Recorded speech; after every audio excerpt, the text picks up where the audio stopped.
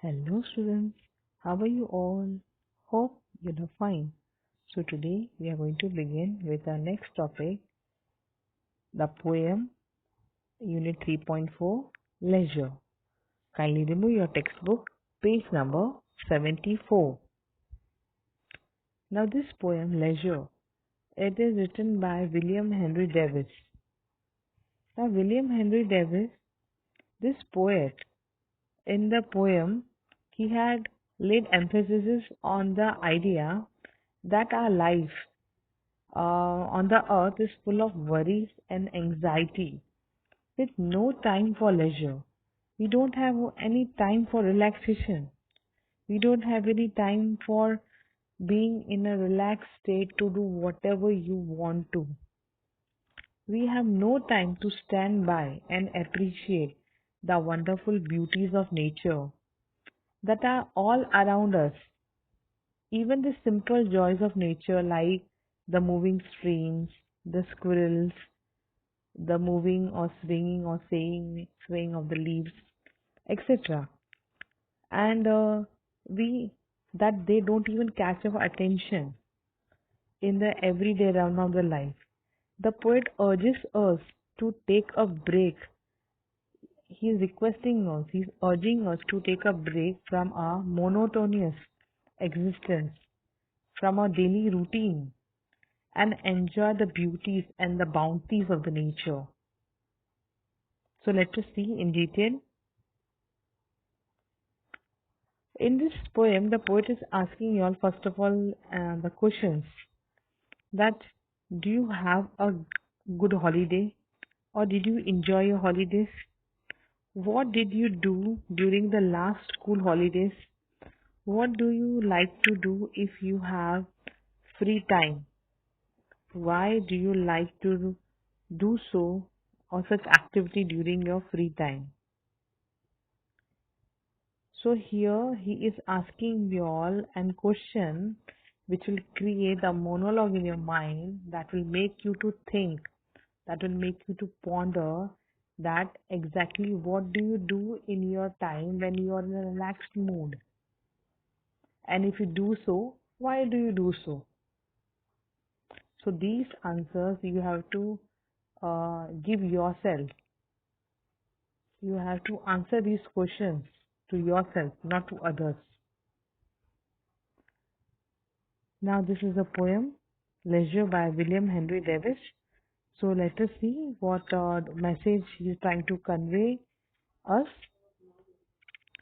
What is this life if full of care? We have no time to stand and stare, no time to stand beneath the bugs and stare as long as sheep or cow.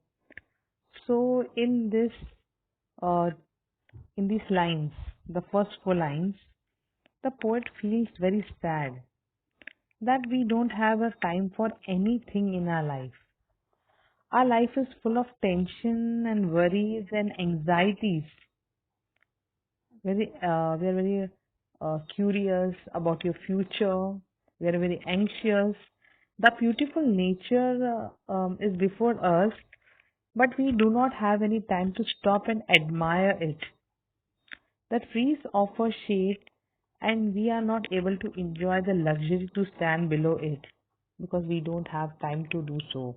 We are so busy or we are so engrossed in our monotonous or our daily routine that we hardly admire or hardly look at it, or we are hardly thankful to the nature or the Almighty. We cannot be equated to the animals like cows and sheep that stand and graze under the branches of the trees. Um, so even after comparing ourselves now with the animals, so he said that even the cows and the sheep also they just relax grazing under the branches of the trees, but we humans are so engrossed in our work that we don't care for anything. Now here in this first line, the care here is telling about the your worries and stress, which all the time everyone has.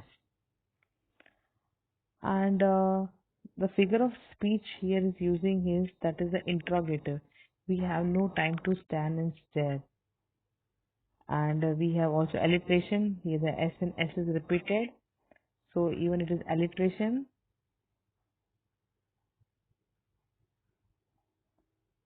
Coming to the next part. No time to see when woods we pass, where squirrels hide their nuts in the grass. No time to see in the broad daylight, streams full of stars like skies at night.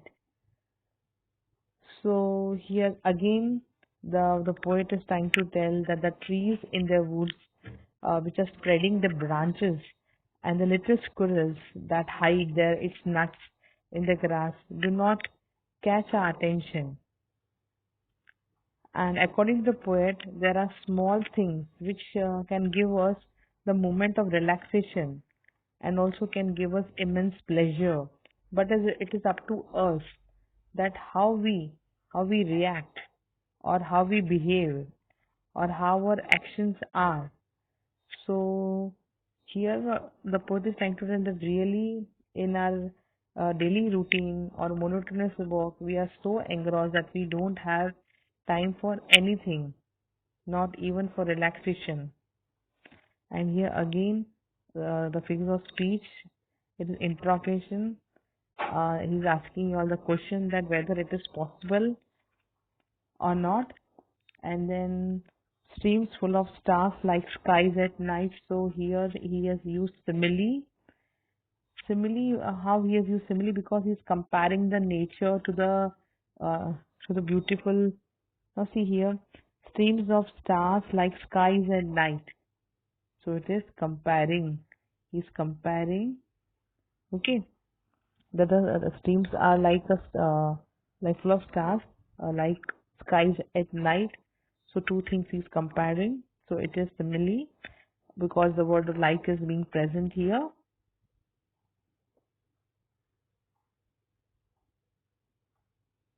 No time to turn at the beauty's glance and watch her feet, how they can dance. No time to wait till her mouth can enrich that smile her eyes begin. A poor life this is, if full of care. In these lines, the first line, the poet, he is using personification. Now, personification, he is telling that there's no time to turn the beauty's glance. That means the poet here is beautifying the beauty. So the beauty is personified as a beautiful woman who dances with her beautiful feet in the fields. And this particular moment of beauty is missed by human beings, as we are unable to admire her beauty due to our busy life. The beauty of her face is transformed to her lips in the form of smile, which we are not able to identify. We are so engrossed in our life.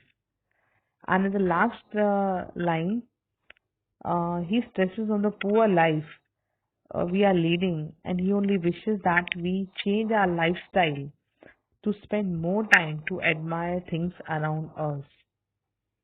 So he's telling you all to admire the small things, the very little things around us, so that we feel relaxed. Now, see, usually whenever we have weekends, what we do at that time? The weekends are the time when we relax. So there's a time for everything. So when during the weekends, what we do, there's a time for us to wake up early, and or or some of you all can sleep extra also. So during that time, what happens that whatever things you all feel that you give you relaxation, for example, entertaining yourself or going out to movies or reading some books or making something creative things or creative articles, or even it can be cooking or cleaning your house, anything which gives you relaxation. It is your time of leisure. So here the poet is trying to tell that whatever beauty of the nature you can observe, and by observing you can feel relaxed, that we are missing nowadays. We are not able to see that. So here the theme of the poem is about the price of working too hard and being burdened with a lot of worries. The poem is also about the benefits of relaxing and appreciating the nature. So the price which we are paying, that is we are working too hard. See, everyone in our life is working too hard, and obviously when you're working too hard you are very overburdened with lot of worries and all. But then too, the poet is also telling about the benefits of relaxing, that in your day-to-day life also remove some time for relaxing yourself, and then you will find, or you can appreciate the nature, and the small things of the nature you will find beauty in it, and you will feel what you feel relaxed. That will be your pure leisure time. Now structure the poem. It is written in couplets of 2 lines. That means lines are not continuous. There are two lines are there, so it is known as couplets. And there are 7 couplets or stanzas. Stanzas usually we have 3 to 4 lines, but here as we have only two lines, so they are known as couplets.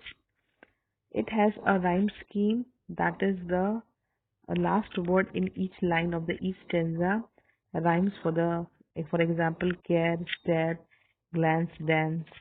So here also we find that the rhyming words also there. Now coming to the synopsis. The poem is about how the people are too busy to take time to relax and enjoy life. In your life, however busy you are, you have to prioritize your life accordingly. Though you are working hard, you are busy enough, but then also you have to remove your precious time for relaxing yourself, because it refreshes your mood also, and your body also requires some time for leisure. The poet uses the word we to include himself with the rest of the world. That is the most people around him. He states that we are too busy with our lives to appreciate the life and nature. We just do not have time to relax and look around us. He says that if we do not take time to relax, we will have a poor and a stress-filled life. First of all, he is suggesting that you should remove certain time for yourself, so that you are feeling relaxed and you are at a leisure. And again, he's telling that if you don't remove certain time for yourself for leisure, what will happen? You will have poor and a stress-filled life. Therefore, the poem encourages us to relax more, but in a positive manner. So, you have to relax also, because when you're relaxing or when you are at leisure, what happens? Your creativity enhances. So, in our life, working hard is also equally important is your leisure time. How you relax. Relaxing is also a very equal part of our life, so that we can perform in a much better way and our creativity is also enhanced. Coming to the moral value, we should learn to relax and appreciate life. If we don't relax more, we will have a stressful life. So appreciation of the nature is also important. Having a thankful nature to the God and to the nature, it will benefit us. Now coming to poetic devices, you have alliteration. The poet uses alliteration such as stand and stare. S and S is repeated, the sound S is repeated. Coming to simile, the poet uses the words like and as to show the comparison. For example, like stars at night, or as long as sheep or cows. Then coming to imagery, words that help us to create the mental picture are used in the poem. For example, stand beneath the bugs. Now bugs are what? Bugs are the branches of the tree.